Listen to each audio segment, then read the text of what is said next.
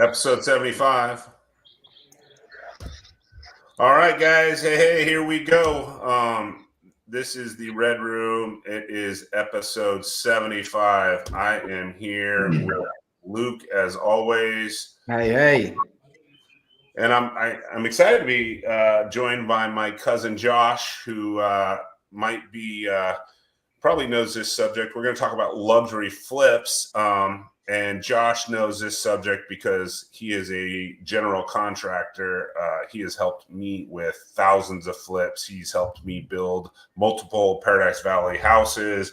But he has one client that flips up in, I think, Desert Highlands, and he handles their $1 million to $2 million remodels. So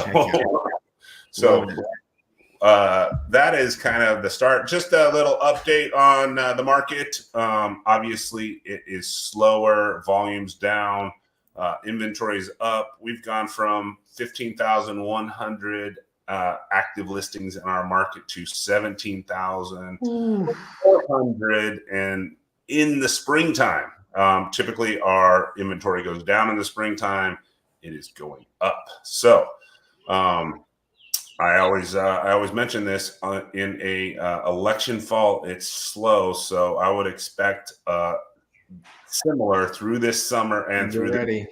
So just a little market update for everybody. Heck yeah.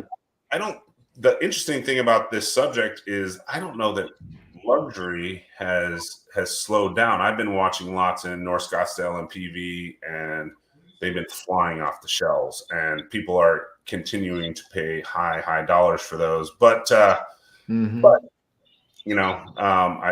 people with luxury money don't have. They got a lot less problems, right? So they have less monetary problems, right? Yeah, they watch different markets. Yep, exactly. No, I agree. Sage actually just was showing some houses, I think, last week, and she's got a client that's looking at $2 million homes, and she's called the agents on multiple of those homes where she said if it's a decent product, she said it's going under immediately. So she said three to four offers on a couple of them that she called on right away, and her client's not looking to get into a bidding war. So I mean, yeah, there's no doubt about it. If you're putting a good product out there, it's still moving, especially for that luxury. Yeah, so the luxury market's still going. And just one small plug, because Luke is from Minnesota. Well, watch it, man. Watch it. I'm telling you, we got to put on our boxing gloves tonight and just go watch it at a bar or something. Yeah, I'm actually in Florida. But, so let's jump into it. Luxury flips. What are we should have probably had Templeton Walker on this one too, because I did a $3 million acquisition, I think was the number, and sold it for $5. No, I think it was like a $2 million acquisition and sold it for $5 million with Templeton Walker. And the budget, I think, was supposed to be $1 million, and it was at like $1.5 million, $1.6 million before nothing. So Josh, tell us the pitfalls and luxury flips. I'm sure you're quoting. What are you quoting people per foot to do a luxury flip? So remodels right now are about $200 a square foot. Ooh. and it depends. The one thing with luxury is, I wouldn't necessarily call it a pitfall, but just something to be ready for, is have an idea of your budget, but it's hard to stick to your budget on a luxury remodel because there's one I just finished a couple of months ago. We started out, they bought it for 1.4, planned on put 1.5 into it. They ended up putting 2 into it. So, that's a huge, $500,000 extra on the budget is huge. However, it's under contract for $6.5 million right now. So that extra $500,000 was worth spending. The clients are going to make $2 million on one house. Right. And then the other thing would be, you can't skim. Like, it's when somebody's buying a house, $2, $3, $4, $5, $6 million, they expect a certain level of finishes. They expect, certain level of items. You can't put a Home Depot toilet in there. You got to put in, you're not putting in a $300 toilet. You're putting in a $2,000 toilet. Those buyers, they drive luxury cars, and you can buy a car to get you to work, for $40,000, but they show up in $200,000-$300,000 cars. So they expect those higher end finishes. And that's where I've seen in the past, and actually I've even made that mistake too on luxury flips, was trying to save some money on hardware. You can buy a nice quick set door handle for $50 and MTech is $150, but your buyer expects to see that MTech in there. Yep. That's what I was going to ask, Josh. Where, in your opinion, when you say, say that renovation they had in mind 1.2, right, and it ends up being 1.7, that extra 500, where do you typically see that being spent? Is it on finishes? Is it on extra things that they're adding after that they're just like, whatever it might be, detail walls, full on granite walls? I mean, where are you normally seeing that extra money going? A lot of times it's on tile walls, granite walls, just adding those accents throughout the house. This one in particular, we decided it was kind of a tri-level house in a retirement community. So, we decided kind of early on to put in an elevator. That was $100,000 right there. Landscaping is a big thing too. We spent over $200,000 on landscaping, which, it stacks up quick. I think we spent like $47,000 just on boulders, but it's what puts the whole product together. It's buying the evening gown and not getting the right shoes. You got to put it all together, man. Absolutely. No, it's fun. So some of the stuff that we're doing, our renovation on our primary right now. And it's exactly what you're saying, those types of things. And this isn't even a flip, this is to keep. And so you definitely start noticing those things that add up quickly. The things that you maybe necessarily didn't put on the plans or that you weren't really expecting, that you were going to do, you didn't think about. And then once you start getting into the rehab, you're like, I mean, I might as well do that. Like I'm doing everything else, right? I should probably do that. Like one example is surround sound. It's probably one of those things where maybe you're not, maybe for your properties that you're doing. I mean, if you're talking about $6 million houses, then people are obviously probably expecting to have surround sound throughout the whole house. Right. Whereas mine, I wasn't, I didn't necessarily earmark that as, I'm going to put money towards that right off the bat. And then it's like, as you start going, you're like, no, yeah, it needs that. Like I want it to have that, And so it's like, that's like one of those expenses that I noticed right away. And it's one of those things that actually is a huge selling factor too. You go in and, maybe you budget like $5,000 for your low voltage to run speaker wires and all of that. And then like this last house, that was one of the things we originally talked about spending 10. We spent close to 45 on the low voltage system. But I mean, you walk into the house, there's an iPad hanging on the wall, and you can just click dinner mode. Frank Sinatra comes on, all the lights dim down, the shades come down on the outside of the house. It's it's all that. It's like going to a nice dinner. It's all those things that you expect, and that's how you get those. You can't be afraid to spend the money. Yeah. So with that, just a quick question: is it all still Control 4, where you're getting the dimmers on all the lights and the shades and everything's just on that iPad, or is it? It's kind of a hybrid. You can use the Control 4 systems, but actually now they have all these. Kyocera makes these remote switches that are actually, so you can really almost retrofit most houses to use them. You can buy these remote switches and put them on all your devices, right? And then they're all operated through a software that's way above my pay grade. I don't exactly know how they set it all up, but it's pretty awesome. Heck yeah. So what's it like in a luxury flip? What is it engineered wood? I mean, I know, and I don't know if Floor & Decor is, you even buy stuff at Floor & Decor, but like I see their porcelain slabs are now like 4x8. Like they are. It's large format tile, and I have done some Floor & Decor. I just finished one a month ago. It's actually a townhouse in McCormick Ranch, but it listed at $850 and sold at $900, closed 8 days after it listed. Heck yeah. So, and that was all Floor & Decor tile. You can still use, and I always tell people, I'm like, go to Bedrosian's, go to Arizona Tile, go to Facings of America, go to all the high-end places. But I was like, make a stop at Floor & Decor, because Floor & Decor has some great stuff, and you can find some really expensive looking products for $4 or $5 a square foot. You don't necessarily got to spend the 20. And so, but it's pulling it all together, back to the, evening gown. It's, it's the necklace. It's the watch, it's the way the hair's done. Yeah.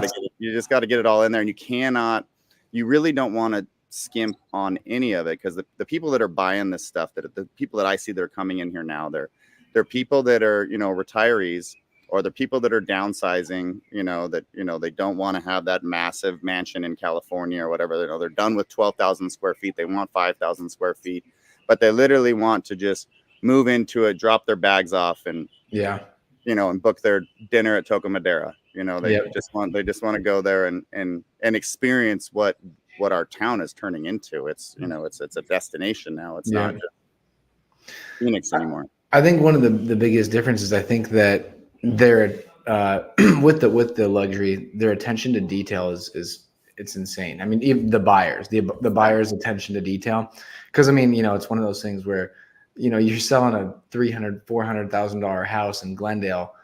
You don't typically have to worry about if the corners are perfect on the tile on the ground, right? Or if the cabinet hardware is whatever, if it's from Home Depot or if it's Amazon or whatever it might be. It's a lot of times it doesn't even have to have cabinet hardware. You know what I mean? It's not even going to be noticed. Because a buyer that's buying a $400,000 house, they're just looking for a nice place to go. They're just looking for a nice place that they can bring their family into. They're not worried about shade, automatic shades. They're not worried about if there's a plug for you to be able to hang your TV to where you don't have to have the wire hanging down. You know what I mean? Those aren't the types of things that they think about. Where exactly what you're saying with these other ones, they walk in and it's every single detail. Like they're those people typically are very, very meticulous on. Yeah. There's usually a reason why they are able to buy a $5 million house. Usually those types of people are not the types of people that are just going to walk in and say, yeah, whatever, this is it. This is the one. They're going to pay a lot of attention.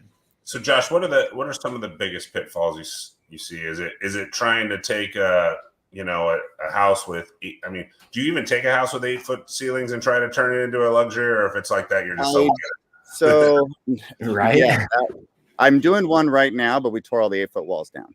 So okay. So I have a house. It's a patio home in the Biltmore that had a 10-foot living room, and we tore everything else down. It's a 200 square foot patio home, and we literally scraped everything but the living room and pulled the roof and ceilings out. Pulled the roof, ceiling, walls, everything down to the slab except for just left the living room, and bringing everything up to 10 foot. This one is actually not a flip; it's for an end user, but that was what the client wanted. Was I bid her property actually almost a year ago, and we were walking through it, and she's like, well, I can't wait for these ceilings to go up to 10 feet. And I was like, well, your plans don't show that. They show everything. The architect drew everything leaving the roof. And I was like, I can't. So we actually went back through the city of Phoenix, took 8 months to re-permit. And we actually literally just started back framing 2 weeks ago and bringing the whole house up to 10 foot. But I was actually met with the clients yesterday morning. They are actually considering selling it because what they paid for it a year and a half ago versus what things are selling for in their neighborhood. I think they paid less than one. There's a close in their neighborhood at 2.7 with the 8-foot ceilings. I was like, you're going to be a brand new house.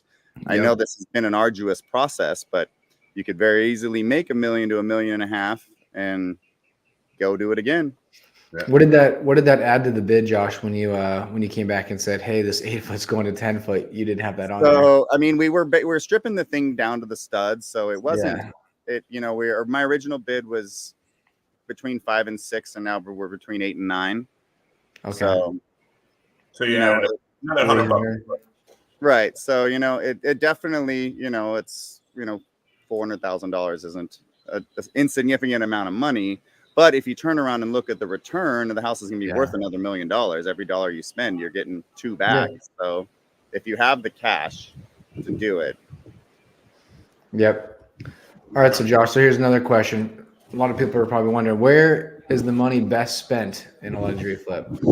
Is it still the kitchen? It's kind of all of it. It's you guys hear that wind? Yeah. Did I move inside?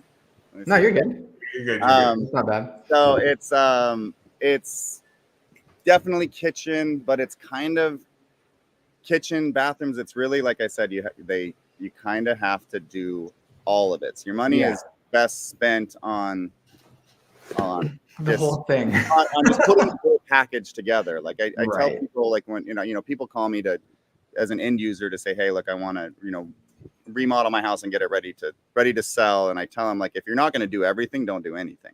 Yeah. Because on that luxury side of it, if it's not in my experience, if it's not completely done, like, oh well, your house needs $500,000 to do everything. Well, I only want to spend $2. Well, keep the $2 and just sell your house as it is. Yeah. No, for sure. Exactly. Yeah, well, I mean, you walk into those houses, go on those appointments where it's, a couple of the rooms are renovated, and then, there might even be like renovated to a certain style. And then you keep walking through the house, and there's other rooms that you can either tell we're not renovated at all, or they're renovated to a different style. And they have all the different floors and the different textures on the drywall, and you're like, different doors, different, like, even windows, and you're just like, no, like, that's not going to work. No, absolutely not. Obviously, you don't see that a lot in luxury, but you see that quite a bit in regular homes. Right. And it's the same thing as luxury. When a buyer walks in and says, oh, well, your kitchen looks amazing, but the master bath is still 1995. Yeah. That house isn't getting in a bidding war. Yeah. Even if it's priced appropriately, and you almost have to price it. So you basically have to price it as a gut.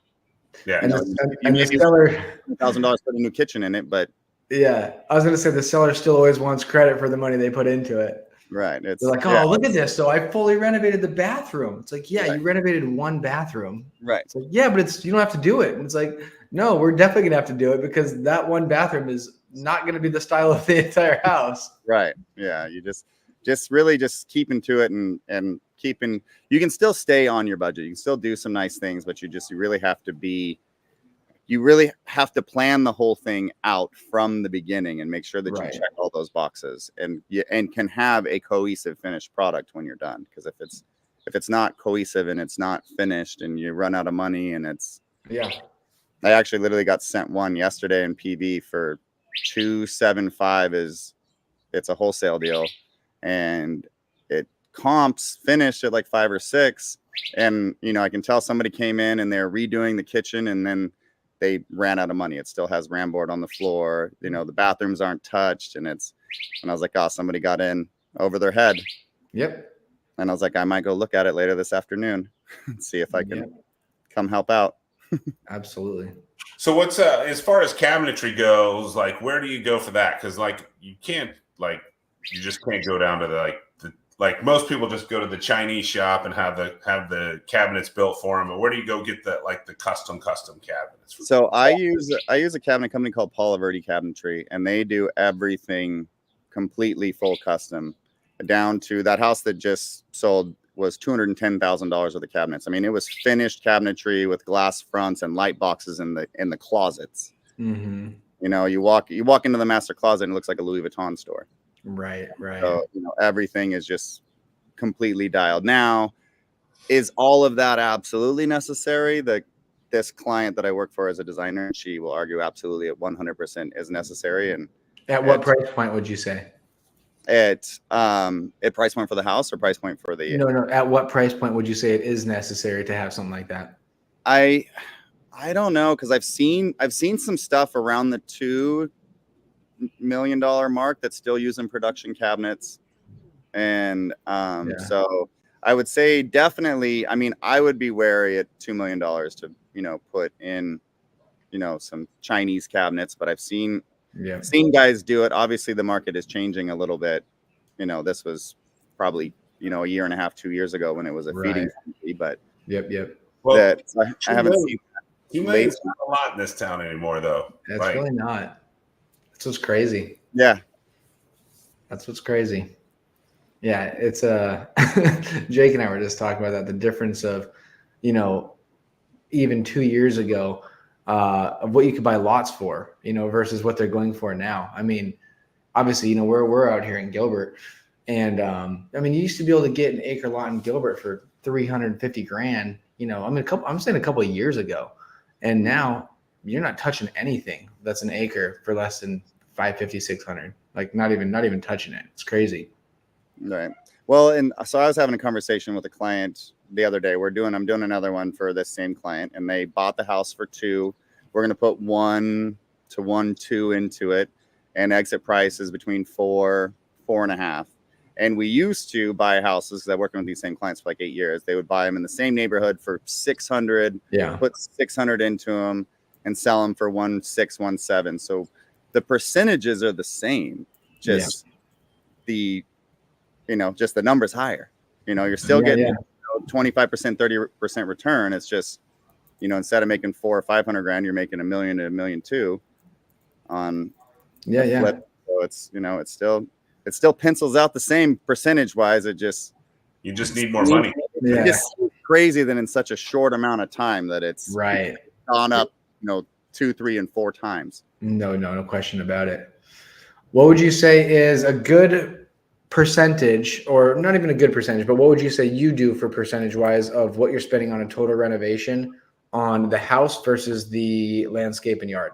Is it 70-30? Is it on average 80-20, where if you're spending 800 grand on a reno, you're spending 200 on the landscape? What would you say?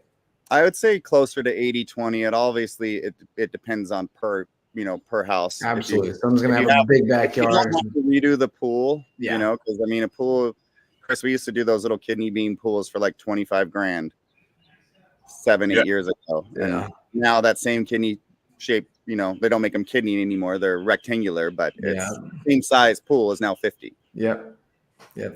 I just ordered a pool for 47 like a week ago. You got a wholesale deal. Yeah. There we go. Yeah. Heck yeah. Cool. Any other thoughts that people should window packages? Like, is there a kiss of death? Like someone that goes to Home Depot and orders their windows versus not having like I don't even know what the Louis Vuitton windows is.